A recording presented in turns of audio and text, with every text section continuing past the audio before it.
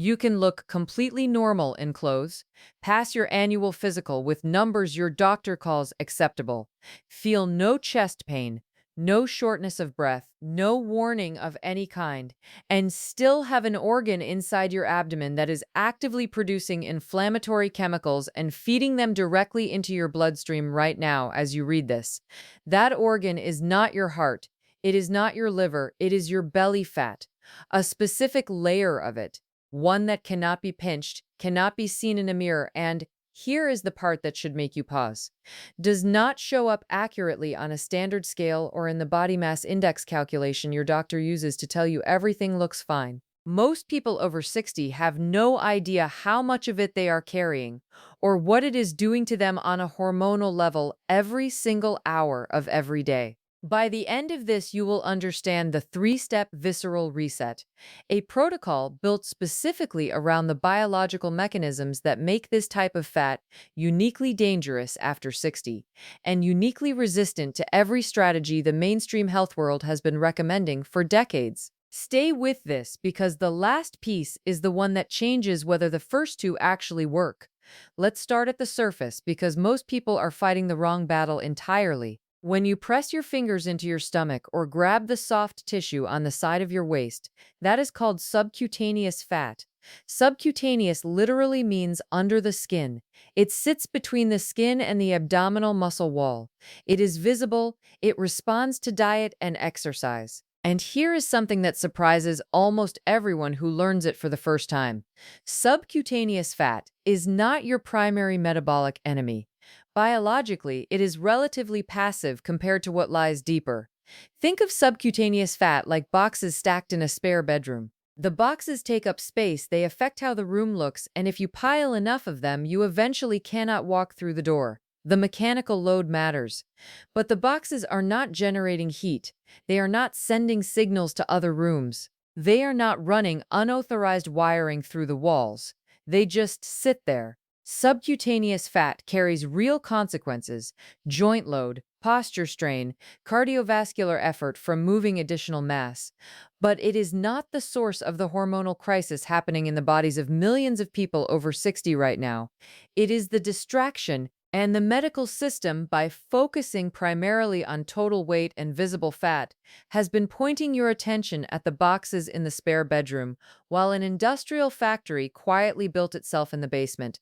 The villain lives behind the abdominal muscle wall. Packed tightly around your intestines, your liver, your pancreas, and your kidneys is a completely different category of fat tissue called visceral fat. Visceral means relating to the internal organs. This fat is not passive, it is not storage. It has its own dedicated blood supply, its own nerve connections. And this is the finding that reclassified everything we thought we understood about fat: its own hormonal output. Visceral fat is an organ, a distributed, unofficial organ that your body never intended to accumulate in these quantities, and one that has no natural off switch once it reaches a critical mass. The reason this framing is not common knowledge is partly historical timing. The full recognition that visceral adipose tissue, adipose meaning fat tissue, functions as an endocrine organ, meaning a hormone-secreting organ, only became established in mainstream medical literature in the late 90s and early 2000s. For most of the 20th century, fat was classified as passive storage, a reservoir, not a participant. That classification is now scientifically obsolete, but the medical protocols built around the old understanding are still running. Your doctor's office is still largely operating on the 1970s model of fat. The research moved, the clinical tools did not. Now let's add the 60 and older layer, because the hormonal shift that happens in this decade is what converts a moderate visceral fat problem into an accelerating one. Before menopause, estrogen in women actively directs fat storage toward the hips, thighs, and buttocks. This is not random. Estrogen suppresses visceral fat accumulation and promotes peripheral subcutaneous storage. It keeps the fat away from the organs. When estrogen drops following menopause, that biological directive disappears entirely. Fat storage does not stop, it redirects. Research published through the National Institutes of Health has documented that women gain visceral fat at an accelerated rate in the first 5 to 7 years after menopause, even when total body weight stays constant. You can step on the scale at 62 and see the exact number you saw at 50, while visceral fat has quietly shifted into a metabolically different configuration. The number did not change, the composition did. In men, the equivalent mechanism runs through testosterone. Testosterone directs muscle protein synthesis and supports peripheral fat metabolism. As testosterone declines through the 50s and 60s, and it declines steadily at roughly 1% per year starting around age 30, according to data from the Massachusetts Male Aging Study, the same redistribution occurs. Central obesity in men after 60 is not laziness. It is a predictable consequence of a hormonal shift that very few physicians explain in mechanistic terms to their patients. There is also a lesser discussed change in something called growth hormone. Growth hormone is released primarily during deep sleep and during exercise, and it plays a key role in mobilizing fat from storage, including visceral fat. Peak growth hormone output occurs in young adulthood. By the time most people reach their 60s, daily growth hormone secretion has declined by approximately 60 to 70% from its peak. This is not a disease, it is a normal aging curve. But it means that the overnight fat mobilizing signal your body relied on through your 30s and 40s is now operating at a fraction of its original capacity. The mechanism that should be quietly burning visceral fat while you sleep has been substantially downgraded, and nobody handed you the memo. This is where the mainstream betrayal lands. Because if you have been to a doctor in the last 20 years and raised concerns about your belly, you were almost certainly assessed by your body mass index, your weight in kilograms divided by your height in meters squared. A formula invented by a Belgian mathematician named Adolphe Quetelet in 1832, not a typo, 1832, for the purpose of studying population-level statistics, specifically to describe the average man for sociological research. Quetelet stated explicitly that his formula was not intended to measure individual health.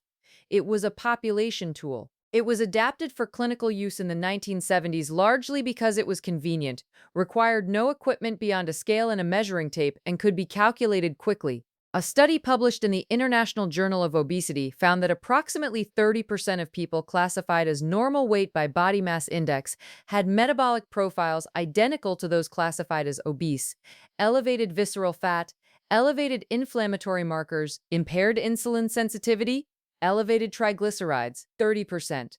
Roughly 1 in 3 people sitting in a doctor's office being told their weight is acceptable are carrying the metabolic signature of obesity in their internal organs. This phenomenon has a clinical name now: normal weight obesity. It is particularly prevalent after 60, precisely because of the hormonal redistribution that moves fat centrally while leaving total weight unchanged. Your doctor measured your mass relative to your height. Your doctor did not measure your most dangerous fat. The measurement that actually reflects cardiometabolic risk is waist circumference, and the thresholds are clear. According to the National Heart, Lung, and Blood Institute, a waist measurement above 35 inches in women and above 40 inches in men is associated with significantly elevated risk of heart disease, type 2 diabetes, stroke, and metabolic syndrome. Not because the circumference itself causes harm, but because waist circumference at those thresholds reliably proxies for visceral fat accumulation in clinical populations. It is not perfect, but it is far more predictive of actual disease events than body mass index for people over 50. It costs nothing, it takes 15 seconds, and a substantial fraction of people over 60 with elevated visceral fat have never been told to track it because the annual physical stopped at the scale. Now go deeper into the mechanism that makes visceral fat categorically more dangerous than the subcutaneous fat you can see. Visceral fat cells produce and release a group of signaling molecules called adipokines. Think of adipokines as a postal service built into your fat tissue. In a healthy body with modest visceral fat levels, this postal service delivers a mix of useful messages, including a molecule called adiponectin, which increases insulin sensitivity and reduces arterial inflammation.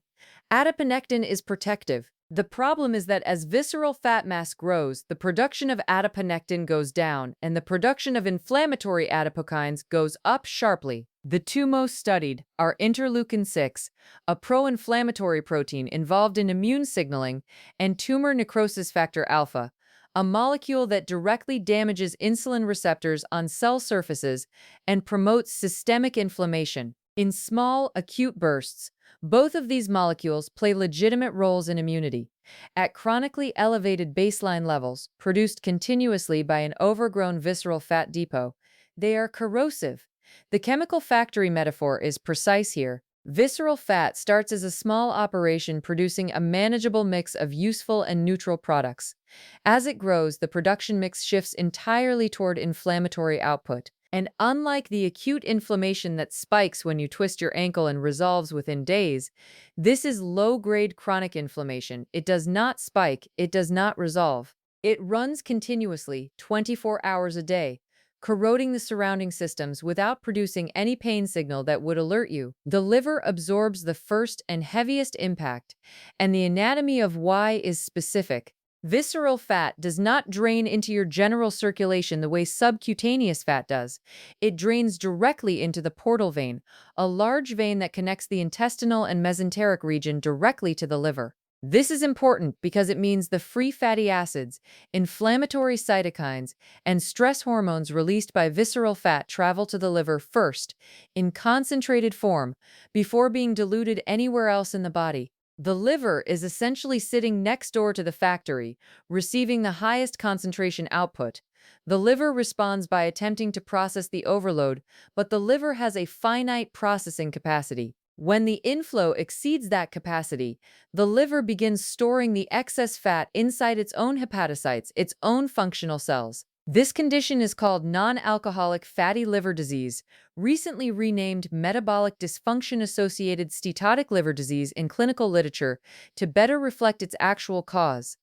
This condition affects roughly 1 in 4 adults globally. In people over 60 with central obesity, prevalence estimates from multiple studies run substantially higher. A liver under this kind of chronic fat and inflammatory load becomes progressively impaired at 3 critical functions: regulating fasting blood glucose, processing LDL cholesterol into manageable forms, and filtering inflammatory molecules out of circulation before they reach the rest of the body. The factory next door is not just producing waste, it is disabling the waste management system. When the liver's regulation of blood glucose breaks down, insulin resistance begins. Insulin is the hormone your pancreas secretes to move glucose from your bloodstream into your cells, where it is used for energy. When liver cells and muscle cells become less responsive to insulin, which is what insulin resistance specifically means, your pancreas compensates by secreting more of it. Higher circulating insulin has a direct consequence for fat tissue. Elevated insulin activates fat storage signals in adipose cells and suppresses the breakdown of fat for energy. It locks the fat in. This is why someone can eat a calorie-appropriate diet, exercise several times per week, and watch the belly circumference stay completely unmoved, because the hormonal environment created by existing visceral fat is actively defending itself against loss. The existing visceral fat generates the inflammatory output that damages insulin receptors, which elevates insulin, which signals fat cells to store and retain, which maintains the visceral fat. This is a closed loop with a biological lock on it, and the solution is not primarily fewer calories. The solution is dismantling the hormonal conditions that operate the lock. Now go up into the brain, because this is where the stakes become about more than waistbands and blood sugar. The inflammatory molecules produced by visceral fat, specifically interleukin 6 and tumor necrosis factor alpha, cross the blood-brain barrier. The blood-brain barrier is a selective filtration system between your bloodstream and your brain tissue. It blocks most large molecules and pathogens, but it is not designed to block small inflammatory proteins that circulate at low levels, because those proteins do not normally threaten the brain. When they circulate at chronically elevated levels, the filter is overwhelmed by traffic that looks technically legitimate but is behaviorally toxic. Inside the brain, chronic inflammation activates the brain's resident immune cells called microglia. Brief, targeted microglial activation is genuinely useful. It clears cellular debris, defends against pathogens, supports synaptic pruning during development. But microglia running in a state of continuous activation driven by chronic systemic inflammation begin damaging the neurons around them through oxidative byproducts. Research published through the journal Neurology and data from the Framingham Heart Study have established clear associations between high visceral adiposity in midlife, measured by waist-to-hip ratio, and elevated risk of cognitive decline and Alzheimer's disease in later life. A study in the journal Obesity found that individuals with higher waist-to-hip ratios showed measurably lower hippocampal volume.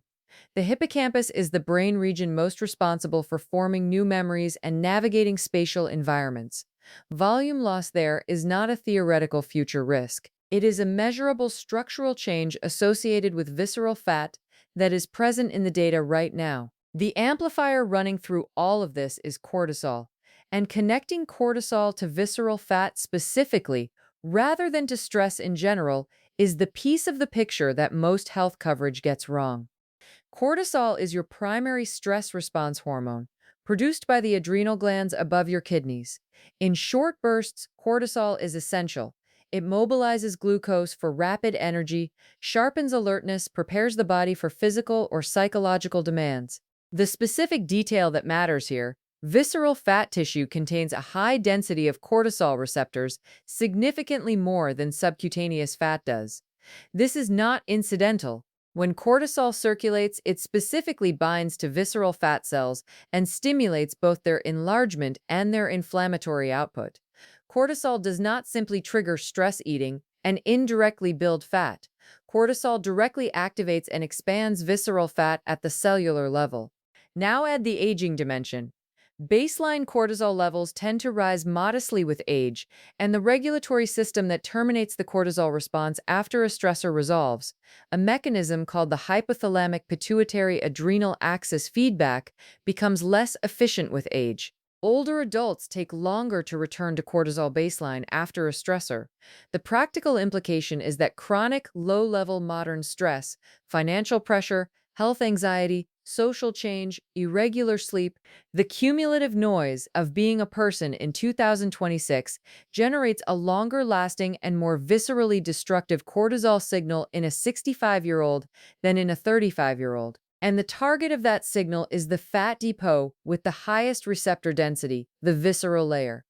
You are not just more stressed as you age, you are more efficiently converting that stress into visceral fat accumulation at the exact location that does the most damage. There is a layer of this picture that almost nobody talks about in the context of visceral fat, and it involves something called non-exercise activity thermogenesis, which is the energy your body burns through every movement that is not formal exercise. Walking to the kitchen, standing while on a call, fidgeting, shifting your weight, carrying groceries, gesturing while you talk. In young active adults, non-exercise activity thermogenesis can account for several hundred calories per day. Research from the Mayo Clinic, published work by Dr. James Levine, found that differences in non-exercise movement between lean and obese individuals accounted for up to 350 calories per day, not from gym sessions, but from the aggregate of all the small, unplanned movements throughout the day. After 60, several factors suppress this background movement. Chronic joint discomfort makes incidental movement subtly aversive. Fatigue from poor sleep reduces the energy available for spontaneous activity. And the gravitational pull of sedentary entertainment, which has never been more engineered to minimize the physical cost of distraction, quietly removes the behavioral prompts that would otherwise keep a person in motion through the day. The result is that formal exercise, even if consistent, does not compensate for the loss of background movement. You can go to the gym 3 times a week and still be metabolically sedentary for the majority of your waking hours. The gym sessions burn a relatively small number of calories compared to the accumulated deficit from eliminated background movement. The practical implication: any strategy targeting visceral fat must account for daily movement volume, not just exercise frequency. Here is the part where I want to step out of the mechanism for a moment, because I had all of this information for longer than I would like to admit before I actually did anything consistent with it. I had the bookmarks, I had the highlighted printouts, My husband had been telling me for a while, after going through his own terrifying reckoning with his health, the aneurysm scare, the cholesterol numbers that alarmed his cardiologist, the stack of prescriptions that followed, that the structure was what I was missing, not the knowledge. He had spent months building something daily and usable out of the research on circadian biology and intermittent fasting, and he eventually made it available as a 30-day companion called the Noon Reset Protocol. It runs through 4 phases: adaptation, activation, optimization, and acceleration. The acceleration phase is specifically timed to when the hormonal environment around visceral fat starts to shift, because it does not shift on day one. There are also 25 breakfast meal ideas with exact protein counts, which matters enormously because what you eat when the eating window opens determines whether you protect muscle or sacrifice it. Each day is 2 pages, one page explaining what is happening biologically that day, one page of structured tracking. It is through the link in the description, and it costs about as much as a single restaurant lunch. If you have been accumulating the right information without accumulating consistent behavior, I suspect the structure is the missing piece, not the science. That was certainly my situation for an embarrassingly long time. Now back to the muscle piece, because this is the interaction most people miss entirely when they think about belly fat after 60. Sarcopenia is the clinical term for age-related muscle loss. Starting in the fourth decade of life, adults lose roughly 3 to 5% of muscle mass per decade, and that rate accelerates after 60. By the mid-60s, a person who is not specifically trained for muscle retention may have lost a substantial fraction of the metabolically active lean tissue they carried at 40. The consequence for visceral fat goes well beyond aesthetics. Muscle is the primary site of glucose disposal in the body. When your muscles are large and metabolically active, they absorb glucose from the bloodstream efficiently, reducing the insulin burden on your system. When muscle mass shrinks, the same amount of dietary glucose requires more insulin to process. More insulin means a louder fat storage signal, and we have already covered where that signal goes. Additionally, muscle tissue burns approximately 6 calories per pound per day at rest. Fat tissue burns approximately 2 calories per pound per day at rest. Replacing 10 pounds of muscle with 10 pounds of fat, which can occur over a decade of sedentary aging without dramatic weight change on the scale, drops your resting metabolic rate by roughly 40 calories per day. That is approximately 280 calories per week lost from baseline metabolism. Over a year, that creates the conditions for significant fat gain even on a diet that has not changed at all. Muscle loss and visceral fat gain are not parallel independent problems. They are a single interacting system, each one worsening the conditions for the other. This also explains why the standard advice, eat less, move more, is not wrong exactly, but it is catastrophically incomplete for people over 60. A caloric deficit achieved primarily by reducing food volume, without specifically protecting protein intake, will produce weight loss that includes a disproportionate amount of lean tissue. In older adults, the ratio of muscle loss to fat loss during a caloric restriction is worse than in younger adults because of a biological phenomenon called anabolic resistance. Older muscle tissue is less responsive to the protein synthesis signal. The stimulus threshold required to trigger muscle repair and growth is higher after 60 than it was at 30. This means that a 65-year-old needs more dietary protein per unit of body weight than a 30-year-old to achieve the same muscle-building response, not because of disease, but because of normal age-related changes in cellular signaling efficiency. The current recommended daily allowance for protein, 0.8 grams per kilogram of body weight, was established based on nitrogen balance studies conducted in young adults and is widely considered inadequate for older populations by researchers in geriatric nutrition. Work published by groups at McMaster University in Ontario and the University of Arkansas for Medical Sciences consistently points to 1.2 to 1.6 grams per kilogram as a more appropriate target for adults over 60 who are attempting to preserve or rebuild muscle mass. If you have been eating at a thoughtful caloric deficit for years without protecting your protein target, you may have been running the right fuel at the wrong specification for your engine. Sleep is the intervention that most people undervalue by a factor of approximately 10, and there is a specific hormonal mechanism connecting sleep quality directly to visceral fat accumulation that goes beyond the conventional sleep deprivation increases cortisol explanation. When you enter deep sleep, specifically the slow wave sleep stages that dominate the first half of the night, your pituitary gland releases the largest pulse of growth hormone you will produce in a 24-hour period. This pulse is the primary overnight signal for fat mobilization and cellular repair. Growth hormone activates lipase enzymes in fat tissue, including visceral fat, that break stored triglycerides down into free fatty acids and release them for energy use. This is your body's scheduled maintenance cycle.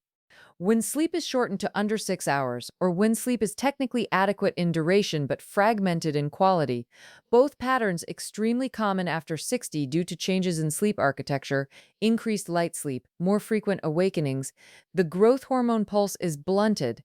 Research published in the Journal of Clinical Endocrinology and Metabolism documented that even one night of sleep restricted to 4 hours significantly reduces growth hormone secretion compared to full sleep. For adults over 60 who already operate at 60 to 70% below peak growth hormone output, further suppression from poor sleep means the overnight fat mobilizing signal is running at a fraction of the fraction. The maintenance cycle runs in low power mode. There is a specific architectural change in sleep after 60 that compounds this further.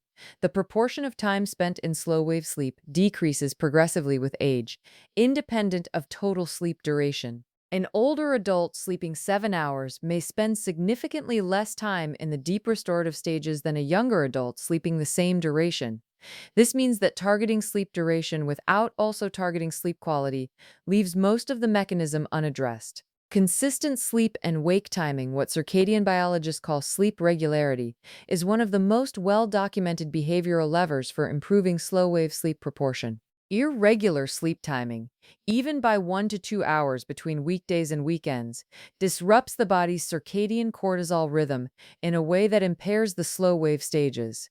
Research published in the journal Current Biology associated this pattern, which has been named social jet lag, with elevated body mass index and markers of metabolic dysfunction in large population studies. A detail most people have heard but frequently discount: alcohol consumed within 3 to 4 hours of sleep specifically suppresses slow-wave sleep while accelerating sleep onset. It produces the subjective experience of easier sleep while eliminating the biological function of sleep that matters most for visceral fat. The tool many people use to wind down at the end of the day is chemically blocking the hormonal cycle that should be their most powerful overnight metabolic intervention. Now the visceral reset. 3 components, specific parameters, each one addressing a distinct mechanism. The first is the resistance window. At minimum 3 sessions per week, you are performing resistance training with progressive overload, not light weights, not resistance bands used at comfortable difficulty. Genuine load-bearing resistance with an effort level that makes the final 2 to 3 repetitions of each set feel difficult to complete with good form. The mechanism is not primarily caloric burn during the session. The primary anti-visceral fat mechanism of resistance training is the extended window of elevated insulin sensitivity in muscle tissue that follows. After a challenging resistance session, muscle cells become significantly more receptive to glucose uptake for up to 48 hours. During that window, circulating glucose is absorbed into muscle with less insulin required, which reduces the overall insulin load on the system and quiets the fat storage signal. A meta-analysis published through the British Journal of Sports Medicine confirmed that resistance training reduces visceral fat independently of changes in total body weight, meaning participants in the included studies lost measurable visceral fat, even when their scale weight moved very little. The most common failure mode with this component: people start at a level of challenge that preserves comfort but does not cross the threshold required for metabolic adaptation. Resistance training that is comfortable is not functioning as a visceral fat intervention. It is functioning as a mood enhancer and a social activity, which are also valuable, but they are not the same mechanism. The second component is the eating window, compressing your daily food intake into an 8-hour window starting at noon. The biological mechanism is insulin suppression during the fasting hours. When food intake stops, insulin drops. When insulin is low, the suppression of fat oxidation is lifted and the body begins accessing stored fat as fuel. Visceral fat, as an active metabolic tissue, participates in this mobilization. It is not immune to it. The liver begins producing ketone bodies from fat approximately 12 to 14 hours into a fasting period, marking the transition into meaningful fat oxidation. A 16-hour fast, eating between noon and 8 in the evening, for example, reliably crosses that threshold. Research from the University of Alabama at Birmingham found that participants following a time-restricted eating schedule showed reductions in insulin resistance and oxidative stress markers, even without reducing total calorie intake. The meal timing alone altered the metabolic outcome. The noon starting point specifically aligns the eating window with the period of highest insulin sensitivity in the circadian cycle and moves it away from late-night eating, when insulin sensitivity is at its daily low point and dietary glucose is most efficiently converted to stored fat. Important note, if you are on medications for diabetes or blood pressure that require food timing, changing your eating window is a conversation you must have with your physician first. The mechanism that makes this effective can create dangerous blood sugar drops in people on certain diabetes medications if the medication timing is not adjusted to match. The third component is the recovery architecture. 7 to 9 hours of sleep per night, anchored by consistent sleep and wake times within a 30-minute window on all days including weekends, and no alcohol within 3 hours of sleep. Consistent timing is not optional comfort, it is circadian regulation. Every hormone discussed in this video, cortisol, growth hormone, insulin, leptin, ghrelin, operates on a 24-hour biological clock that is calibrated by light exposure and sleep timing consistency. Social jet lag, meaning the drift in sleep timing between weekdays and weekends, disrupts the cortisol rhythm in a way that impairs overnight growth hormone release the following night and elevates morning cortisol the following day. Elevated morning cortisol feeds visceral fat receptors. The loop closes. Treating sleep timing as flexible convenience while trying to address visceral fat is working against the mechanism you are trying to engage. The common mistake with this component, approaching sleep improvement passively, waiting for it to happen, rather than treating the hour before sleep as structured wind down with specific light reduction, consistent timing, and elimination of alcohol as a relaxation tool. The one error that will invalidate all three components simultaneously, running them sequentially instead of concurrently. Most people approach diet, exercise, and sleep as separate projects they tackle one at a time. They are not separate projects, they are one integrated hormonal system. Resistance training directly improves sleep architecture by increasing slow-wave sleep proportion. Better slow-wave sleep increases overnight growth hormone output, which mobilizes visceral fat. Lower insulin from the eating window improves the sensitivity of muscle tissue to resistance training stimulus. Lower cortisol from sleep consistency reduces the direct fertilization of visceral fat cells. Each component feeds every other component. If you start all three in the same week, even imperfectly, you engage the entire positive feedback cycle at once. If you wait until you have the eating window figured out before adding resistance training, or until your sleep is fixed before compressing your meals, you are treating a three-variable equation as if it solves from one variable at a time. It does not. Here is what I want you to carry out of this. Belly fat after 60 is not a character problem. It is not poor discipline. It is a specific biological convergence. Hormones redirecting fat storage to the most metabolically damaging location, existing visceral fat generating the inflammatory and hormonal conditions that actively defend itself against loss, muscle loss diminishing the metabolic machinery that would otherwise clear glucose more efficiently. Cortisol, amplified by age and modern stress targeting the fat depot with the highest receptor concentration, and a medical system running on a body composition tool invented in 1832 that cannot see any of this. The visceral reset is not harder than what you have already tried. It is mechanistically different. You are not trying to outrun a calorie surplus. You are trying to dismantle the hormonal environment that locks the fat in place, and you now have a precise picture of what that environment is built from and which three levers control its structure. If you are starting the visceral reset this week, comment 3 windows below so I know who is actually doing this. And if your doctor has never mentioned the portal vein pathway, the adipokine production shift, or the normal weight obesity phenomenon to you, subscribe. Because this is not the last time we are going to have a conversation about what the research says versus what actually makes it into the exam room.